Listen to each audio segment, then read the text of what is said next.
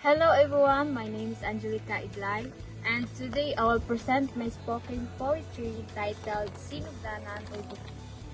This poem is about my identity, my tribe, and my culture as a Mandaya. Piyag Sugura, pagkagay kini ng Piyag Sugura, yan ang Piyag Sugura, ang kanak banwa o kanak lumad. Sang kanami bukid, sang kanami lupa, dato madungog ang tingog ng kanami upod isip isa ka Mandaya. Yang kanami piyagsulita, magwalang kayo ng piyagsulita, yani kasaysayan, yani ng dumanan, yani ang tingog ng kanami.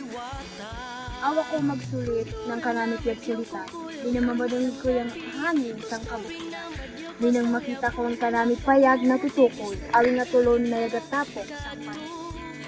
Madyaw, salamat, banwa, yani ng mga tingog, bugagay dili. Ini ang kanakit. Pero doon, madaig din ang kaliban. Sige niya mali. Yung mali sa minutaya ng piyagsulitan.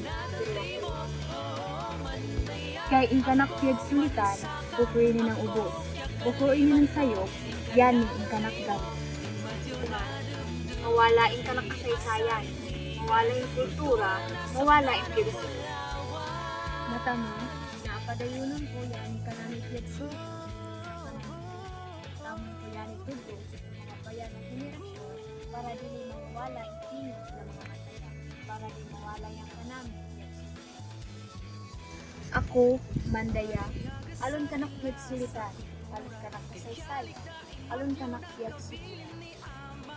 Dili ko kalibadan, dili ko kalibadan ang tutan. Ingnan dagaid o madaig na sarap. Wako kadima